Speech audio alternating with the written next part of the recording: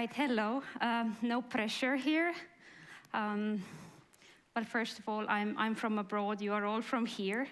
And but from what I understand, you have a really great sort of inner atmosphere. So just a sort of show of hands. How many of you are of a technical background? So consider yourself techies?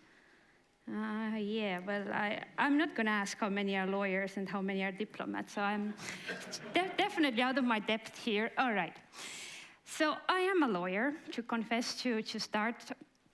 And I must also say that I know that what I'm going to talk about may sound, well, first of all, very timely, right? Because what is the most acute moment to discuss critical infrastructure protection? Then after, days after 4 explosions in the Baltic Sea, obviously not caused by whales or dolphins, and caused in a situation where we all have come, well, to appreciate and used to this, well, ugly but still peacetime. But then, at the same time, well, law, policy, and diplomacy are not necessarily what we as techies, you and as techies, preoccupy yourself on a daily basis. So, well, just to comfort you a little, I'm a lawyer, and I was one of the first IT lawyers in Estonia. So I grew up as a lawyer, as Estonia was growing up as an IT society or information society. But I have been challenged as a lawyer so many times about what I thought would be a good approach about infrastructure, about privacy, about cybercrime, that this has led me to reinvent me over and over in this bigger picture of things. And that's what I would like to force you to think with me today, this bigger picture in which we find ourselves today and in which we need to be preoccupied and need to be asking these very important questions. How do we defend, right, our critical infrastructure? But maybe where we all are inclined to think that our approaches to critical infrastructure protection have failed in the light of Russia's war in Ukraine, I would argue that because the bigger question here is world order contestation that currently materializes in Ukraine, and it's really about these Chinese and Russian propositions versus liberal democracies, then we need to be really careful about the bigger picture of how we think about where we stand and what we need to do from here. So I will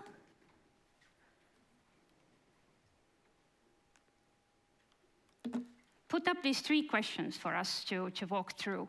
I would argue that despite what we're seeing right now, we actually have a rather solid international baseline for critical infrastructure protection, both in peace as in conflict. But as I already alluded to, is this really the main challenge that we're facing? Russia's war in Ukraine, I would say, and I will argue, will actually testifies the success of both international and to an extent also domestic law, policy and diplomacy in this field, which doesn't mean that we have it all. But I also would say that we need to make more of the existing frameworks, and they have not necessarily failed us.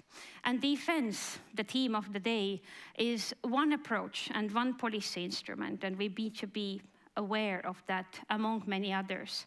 So I think the bigger question, the bigger picture in mind here is where and how is defense the best connotation, the framework to apply, and what actually and how it relates to our way of life, because that's, again, I would say, what is at stake here.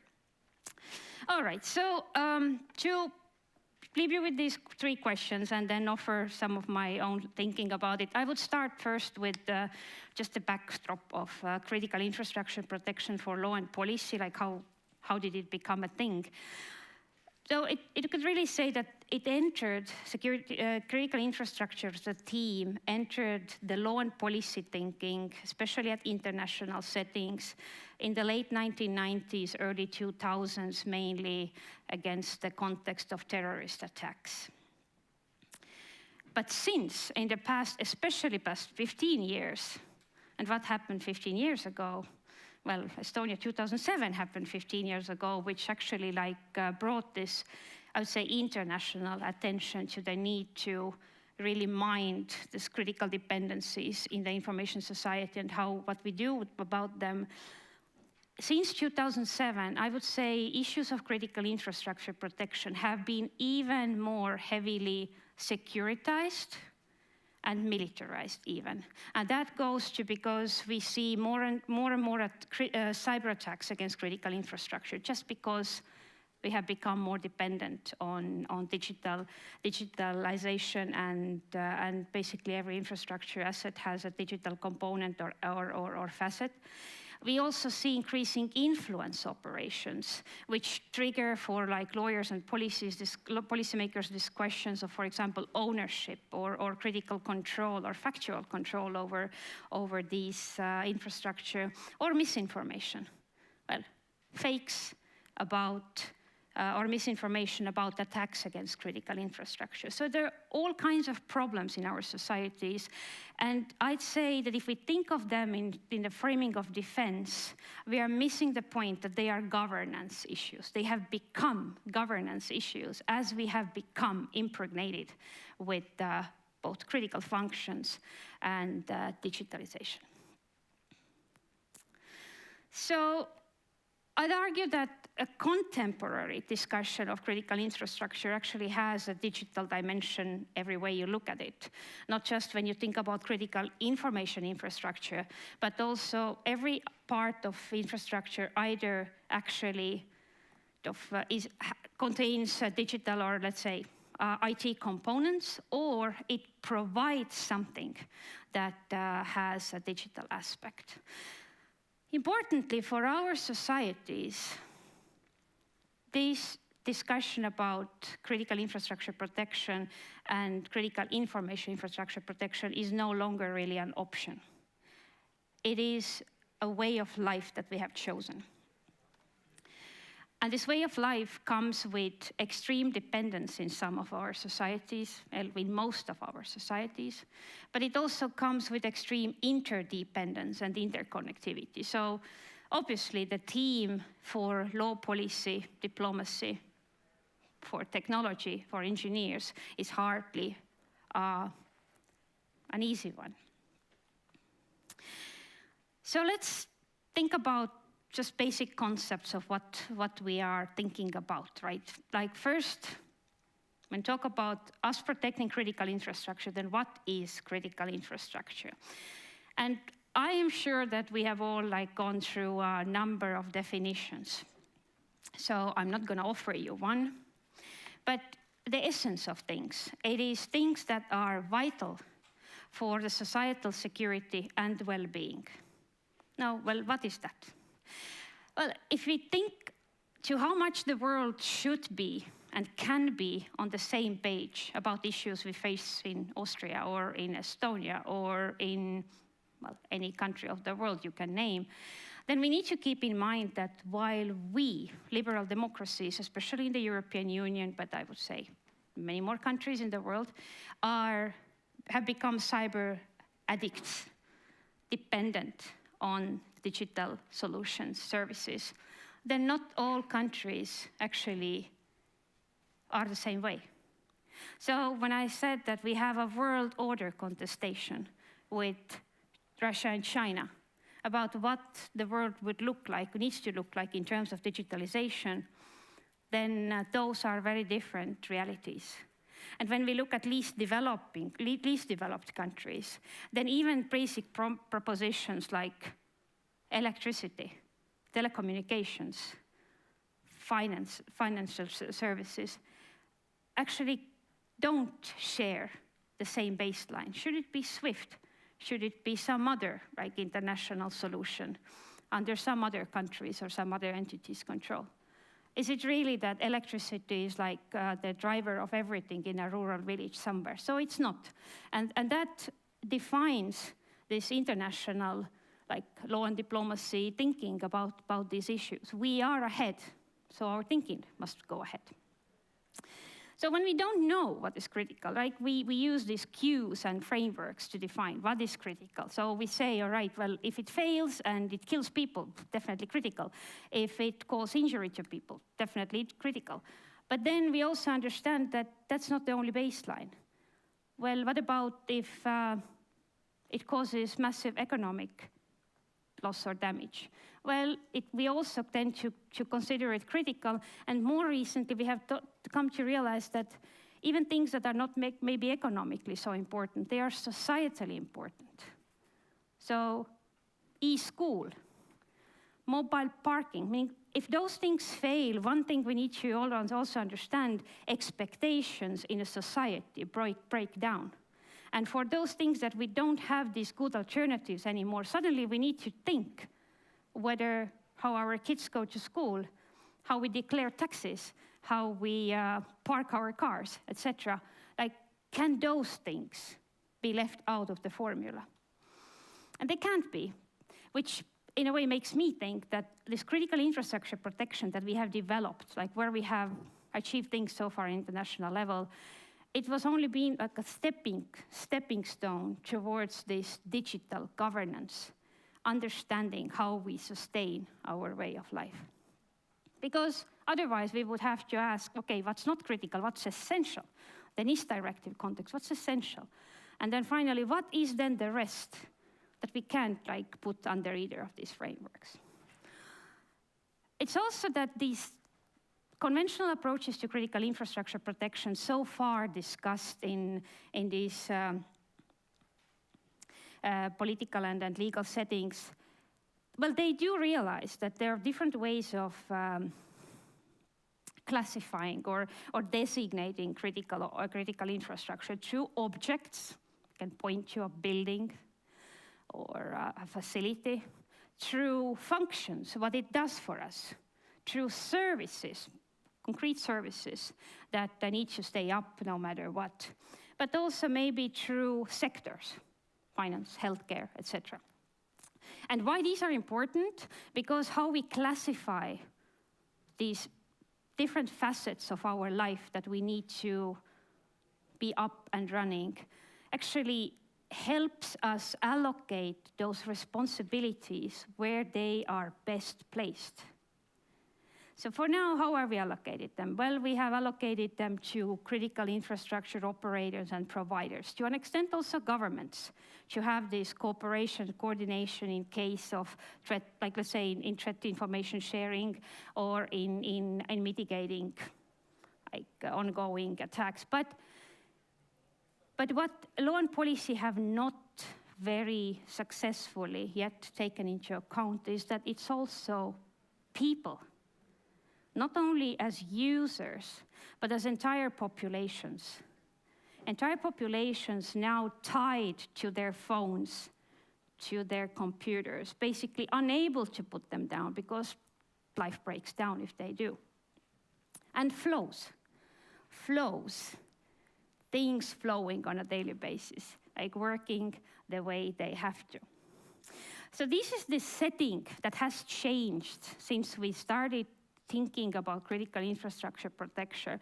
And now these owners, operators, governments, users actually meet and need to meet disciplines and professions.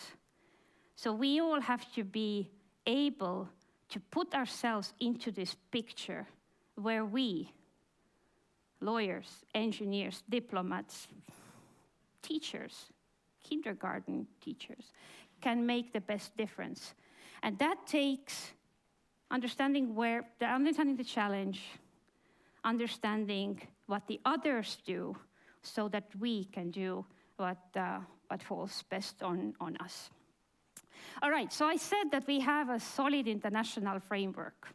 Like, bear in mind, the world is not in the same place when it comes to digitalization and critical infrastructure. So I would say the very fact that many international law frameworks have carried us this far in this domain without breaking down is pretty remarkable. So what are those?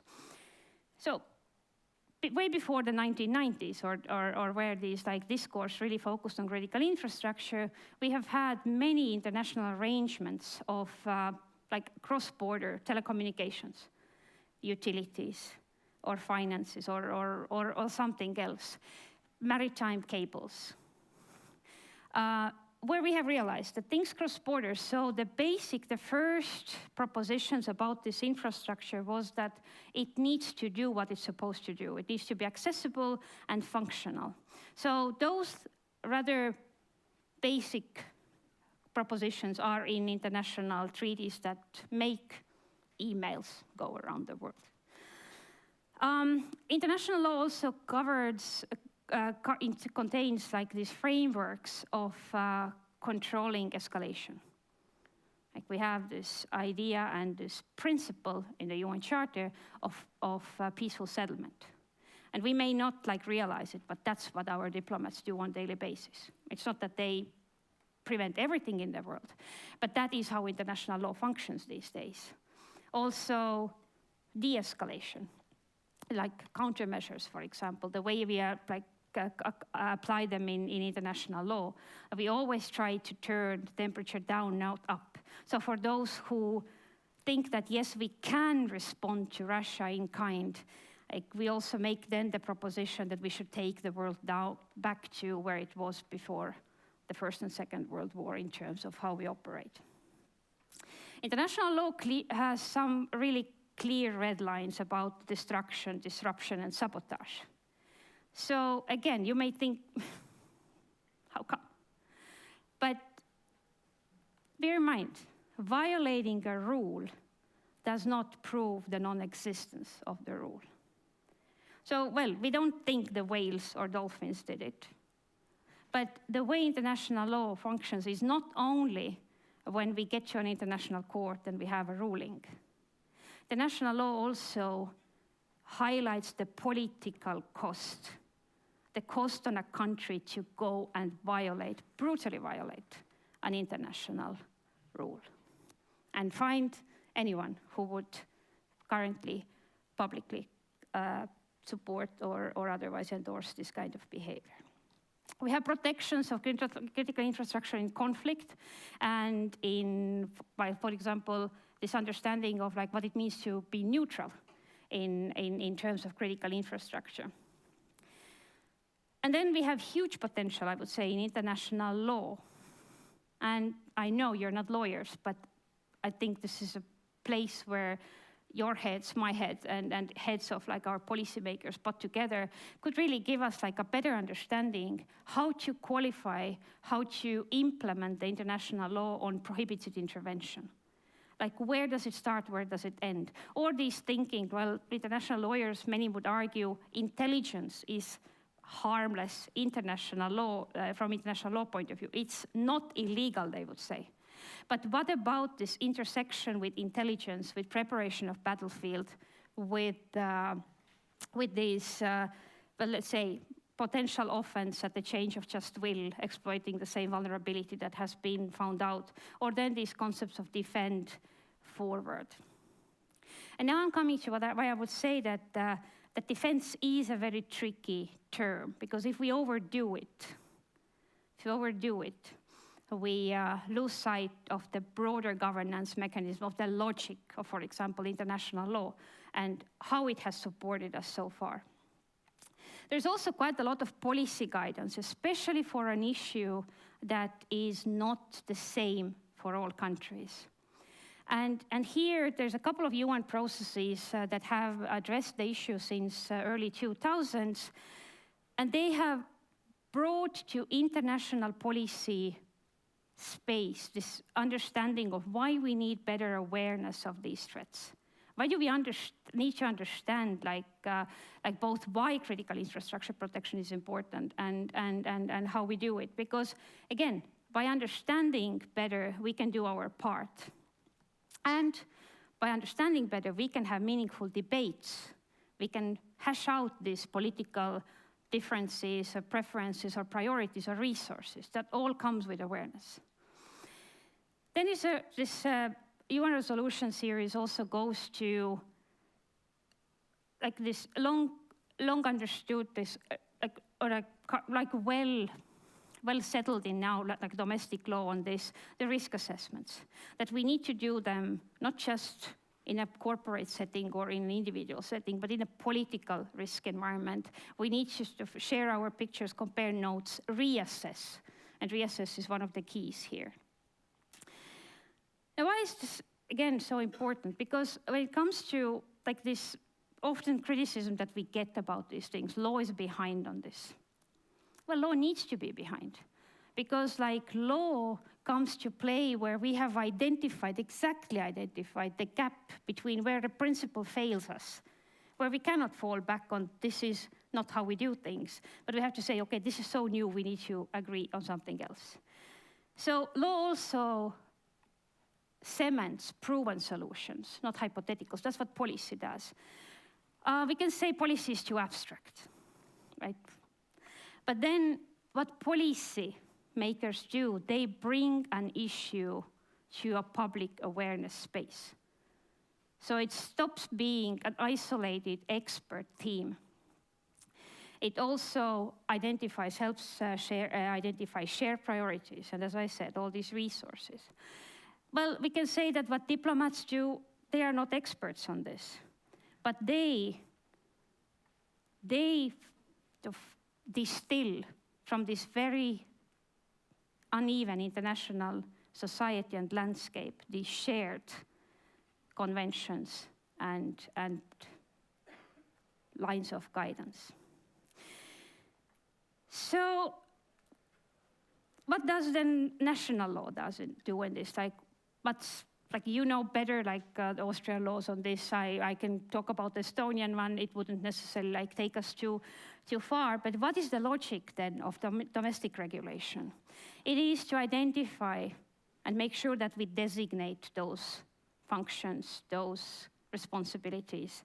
It is to create this coordination and cooperation mechanism that we need to understand where everyone becomes part of the problem or part of the solution. It sets these baseline requirements. It is intended to increase this crisis preparedness, like cooperation and handshakes to both prevent and mitigate these situations. That's what law does. Now, coming back to this, how then does Russian invasion in Ukraine testify of the success of all that?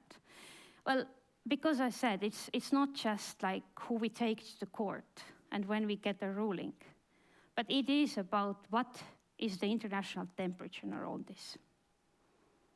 And I think if you think about the international temperature, and if you think about how much it hurts our societies now to decouple, to rethink how we do things as information societies, as digital democracies, then you also realize that there would be maybe a sort of faster way of engaging in this, but this is not what they have fought for, centuries, or at least decades of international law and civilization, and how international community should go further.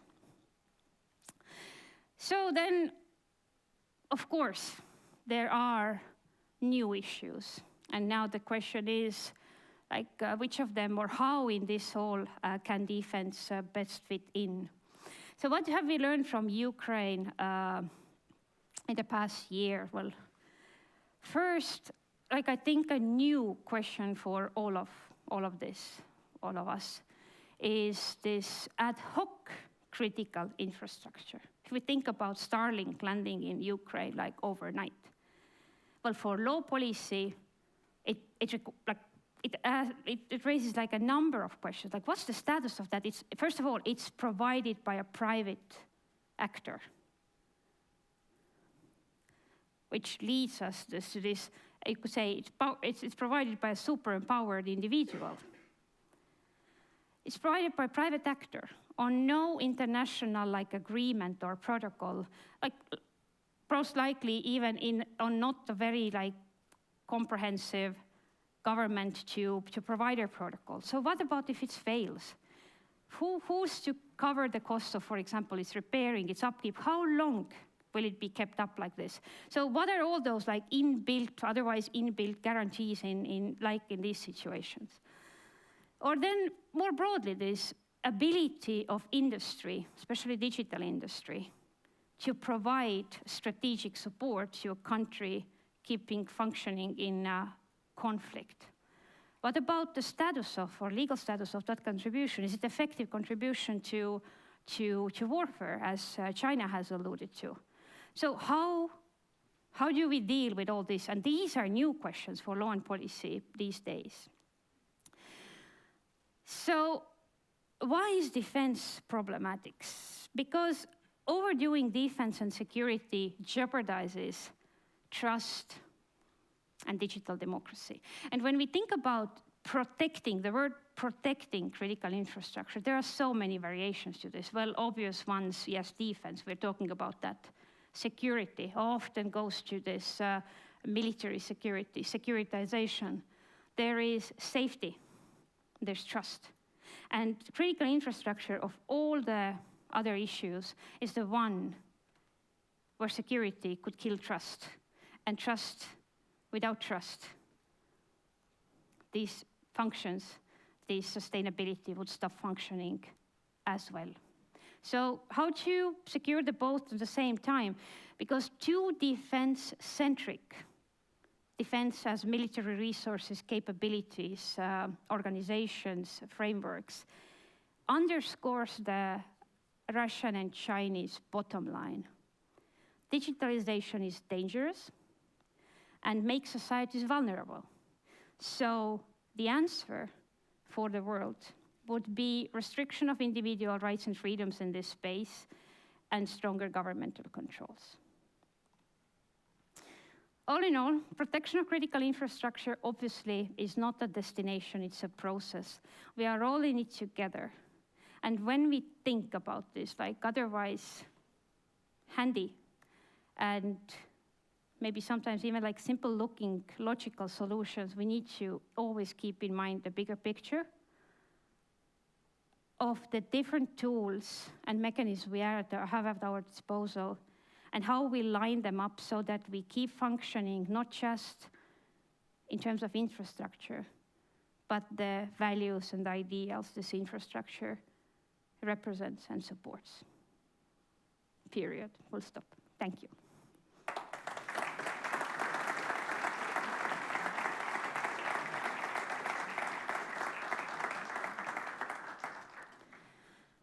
Now is a good time to argue with me. Like if you have any questions, because it is meant to be an exchange, and so I'd love to discuss this stuff with you. I believe there's a microphone somewhere coming. Yeah, over here. That's a question.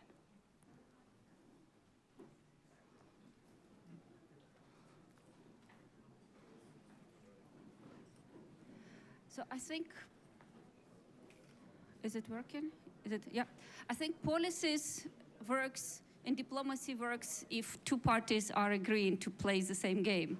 But when we take the example of Russia and Ukraine, what if one partner is not playing this game? So I'm just curious that we say that we making most of these frameworks, but if it is we're talking about the diplomacy and the other party is not playing diplomatically, so. That's a great question.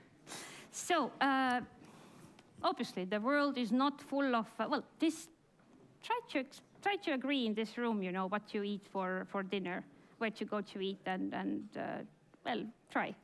Well, the world is even worse as a place. Like, it's really difficult to agree on everything. And right now, as I said, we have a world order contestation at our hands, actually centered on digitalization. So to your question, so what to do in situations where the other party is not playing and actually is playing to a different base? So yes, we cannot address necessarily the causes of this problem right now because we are deliberately drawn to different directions. But what is it that we can address then? And I would say it's the enablers. So it is what is in our systems, like technical systems in our society. So you can take enablers, that is things that make us more likely targets and more successful of victims of this, because part of it is to demonstrate from Estonia 2007 to what is going on currently when it comes from those jurisdictions, to score down underline the point that this is dangerous and the world should not follow this model. So enablers, that's what we're stuck with right now, because we have maybe advanced a little too fast, a little too optimistically as information societies, and that is what we are trying currently to compensate, to catch up, partially why we have become so security heavy in the past 15 years, why we have these conferences in the past 15 years, because we try to follow this guidance of like international policy of 2004 to try to build security in from now on. All right, well, it's a journey, because a lot has been built before we got to security. So enablers are not just technical. Enablers that make us like lucrative targets, they are also governmental.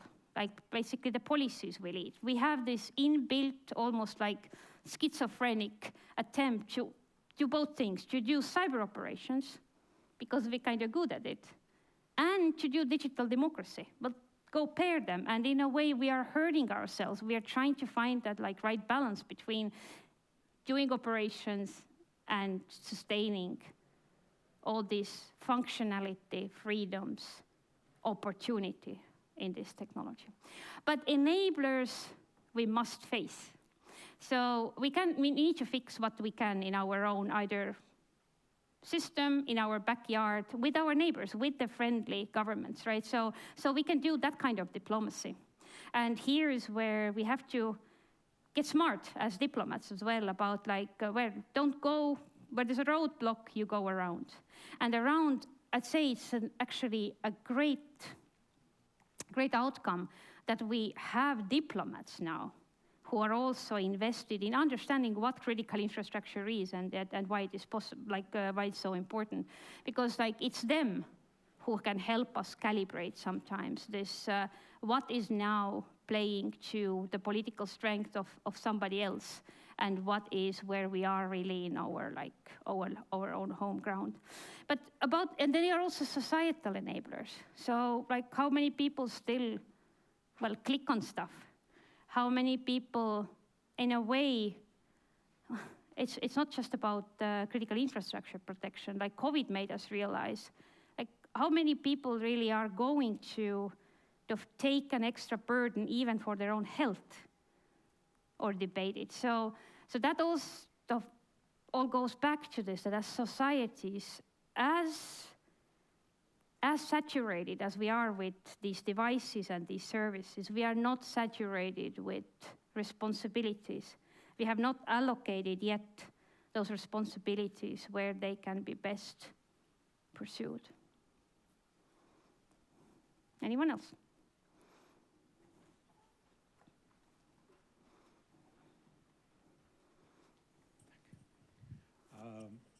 My question is quite simple. You talked about critical infrastructure, and of course, energy provider and stuff like that are quite important to our society.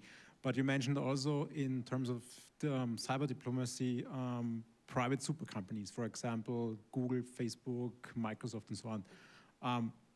What happens if those companies stop their service? Because from my point of view, their social impact is quite much bigger than if... I'm having trouble hearing you. So okay, sorry. Closer.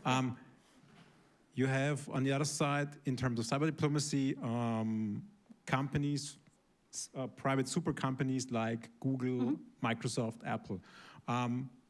Their impact, if they stop their service, are quite bigger than a local energy provider. What about those companies, especially in terms of critical infrastructure protections? And especially in terms of their working globally, so legally, they are quite difficult to catch, or I'm wrong? Right, so when it comes to industry in this, and I will go a little bit broader into this ballpark of like how does industry and big tech especially fit into this. So first, when it comes to Microsoft in particular, then Microsoft has been just like rather rather active player or engager in this international discussion.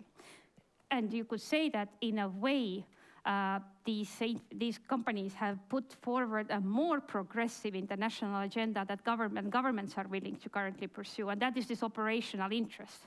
So like Microsoft put up this Digital Geneva Convention idea in 2000, God, must be 17 by now, where it's really this idea that we need to avoid like mass casualties, like or mass victimization, not just in terms of loss of life, but like making this like hordes of consumers basically taking the load of this political risk, or then that governments may need to exercise some more restraint in like pursuing each other for political purposes. So that's one thing, that there is a different baseline that industry would like to see in this. The other thing, like that centers on the industry, is that they themselves have become instrumental to our economic model, our political model. And what maybe is hard to see, both in industry and in the governmental sphere, is that currently, I would say, big tech is one of the big evils. So meaning we almost like see that there's polarization, not just political polarization, but polarization between especially big tech and liberal democracies. I would argue that liberal democracies and digital technology companies actually are headed to the same direction. Because if the Russian and Chinese worldview materializes, we both are gonna have major difficulties. And realizing that, well, we need to again be a bit patient because, well, obviously, companies don't get everything right. Well, governments don't get everything right either. But if we look at it from this 30,000 feet, like from this aircraft height perspective, then when it comes to privacy protection, when it comes to content moderation, we are headed to the same direction. We may not agree where this red line or like baseline is, but we are going to the same direction. And we need to appreciate this, because realizing this makes us, well, at least potentially find these strongholds of what we can move forward, not just as diplomats, but as a sort of this broader community, like where industry and product development can solve issues as well. And then, of course, there is also like these questions of where do our views drastically differ. So that's where, like, where is regulation needed? And I'd say that the digital industry has been relatively heavily regulated recently, especially when it comes to influence operations and information operations. Even cybersecurity, well, also cybersecurity. And it has become, I would say, surprisingly easy symbiosis. So a lot of regulation over a short period of time, but yet it gets implemented. It's like, of course, we're gonna have major differences about these issues. The benefit is we are having the conversation between governments and the industry on this. And we have also concerns because, like, especially when it comes to critical infrastructure, we may see, for example, this politicized designation of, like, so for example, Western industry as critical infrastructure in jurisdictions that we wouldn't expect to actually designate critical infrastructure. But it could carry this idea of first understanding like how our industry functions, getting access to innovation or know-how or technologies, understanding these political baselines, red lines in company policies. So there are quite many sort of important touching points here that I think we haven't, again, maybe debated or even like made visible enough. And that's definitely where more research and more, well, keynotes would be really good.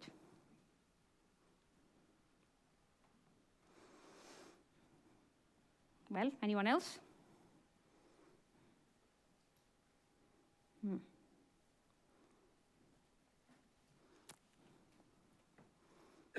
Thank you.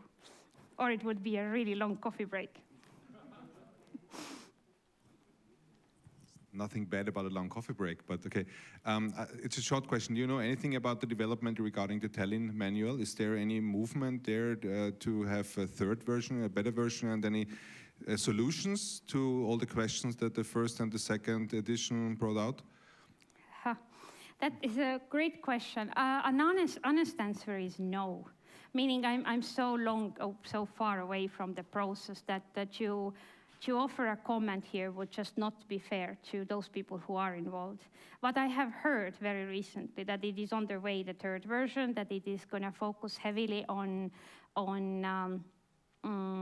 state, let's say state practice in this, which I can assume goes to the recent statement that different countries have put out on how international law applies in this space. Also some operations and what can be read from there, possibly something else. But that is all really I can offer, because otherwise I would talk about something I don't know.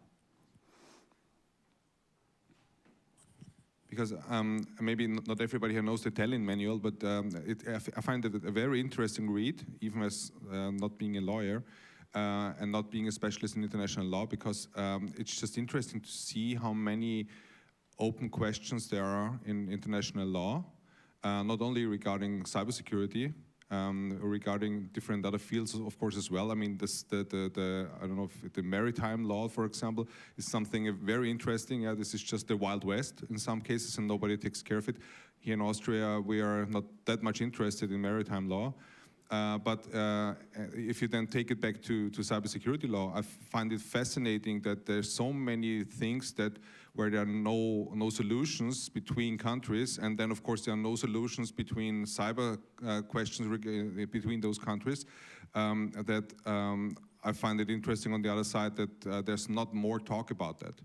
Yeah, it's just like listening to you. I was thinking about maybe you need at least some excerpts of the Tallinn manual to explain to people how many open questions there are in international law and in diplomacy when it comes to cybersecurity. So maybe we can just stay in contact and try to push some people to work harder on the third edition, because I was hoping that there would be some answers and not only questions in the third edition.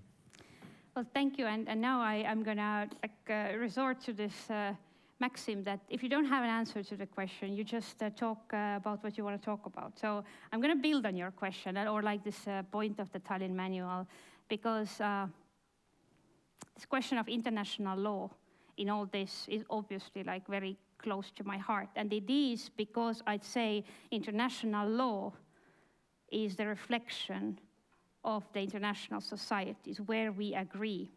So for those of you who don't know what Tallinn Manual is, well, I was there when it was born, there as in the NATO Center, and it was 2009, and the question was this understanding that we're going to see an increasing amount of state-on-state cyber operations.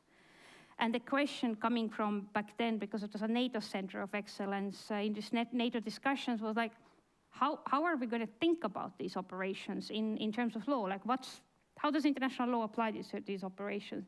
And that was this birth context of this Tallinn manual on how international law applies to cyber operations. So as you say, it cannot provide all the answers of how international law applies to critical infrastructure protection or to digital world issues in more broadly, because it's focused on operations. But we need, I think, and where international law becomes really instrumental is we need to appreciate and better think about how we apply international law left of the bank.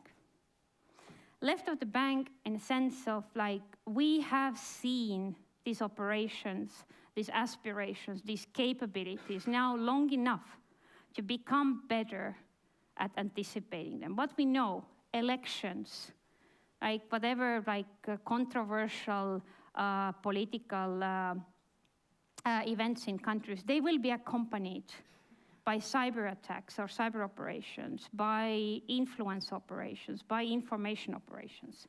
So once we know that, we can trigger the mechanisms in international law, in domestic law, in diplomacy that are intended to reduce that risk. And here is where I would say not only are we a little bit on a defensive as liberal democracies right now, because we have this inbuilt vulnerability.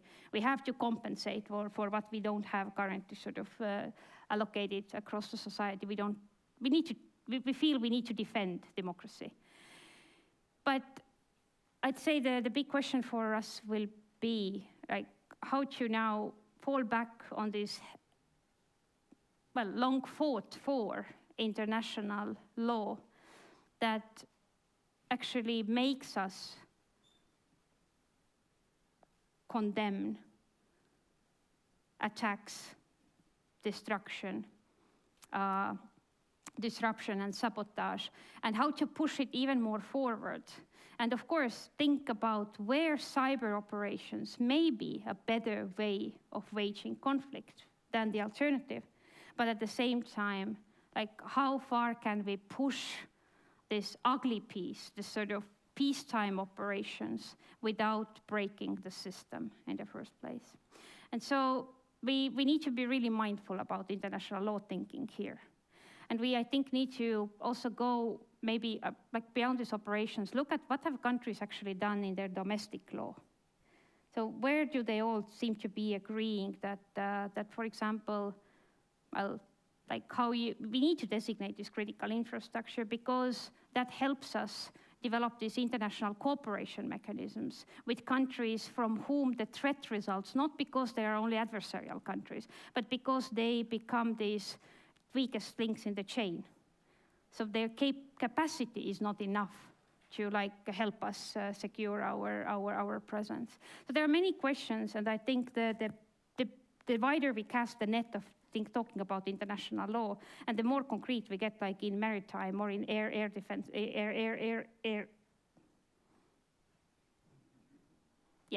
air or space sector, because space and cyber are like so interconnected right now politically, and also like increasingly by these trends of innovation and aspirations, political aspirations. So it's not to say that we all need to become now generalists and step out of our shoes and start doing diplomacy. But to go back to like what I think is to learn from this world is that the better we can mobilize all the disciplines, all the functions, like all the professionals and all the groups in the society, the sooner we will get to a right balance point for us. And then from there, only from there, can we come back to leading in the world, meaning convincing other societies that are currently like much more hesitant to go down the road of digitalization or more inclined to build societies of black boxes using some of the same technology, but putting it in the service of authoritarian aspirations to convince countries to follow us and not the other way around. All right, well, I've talked long enough. Thank you again for indulging me. If there's like anyone else who has a question, we have some minutes. Otherwise, I don't want to be any longer between your coffee break. And there is one. Let's take that.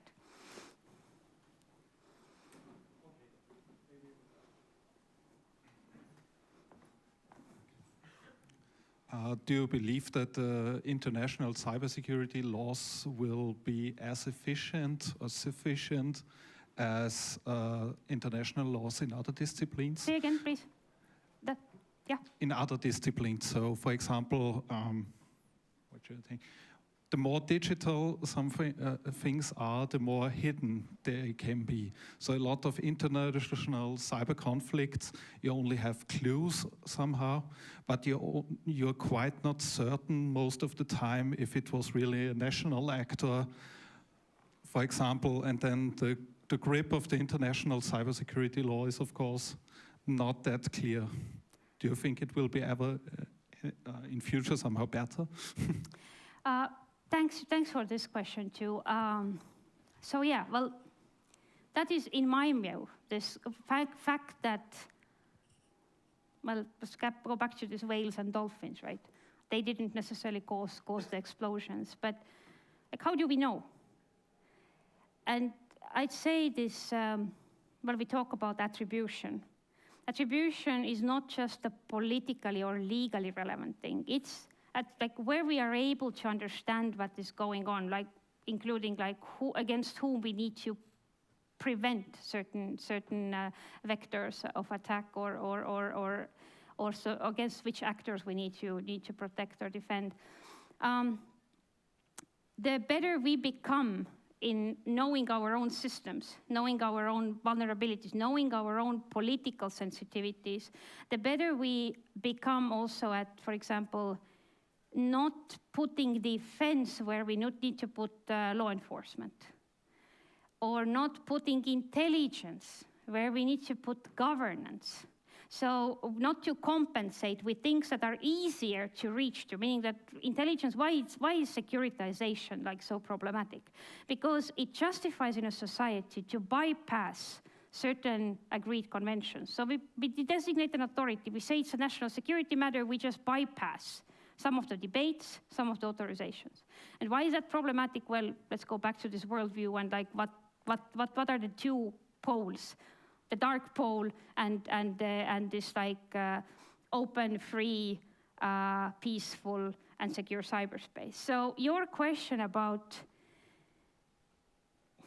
that we need to differentiate first, like the motives of not just those that are most visible, but also sometimes, sometimes what we easily qualify as politically motivated attack could be an economic competitor.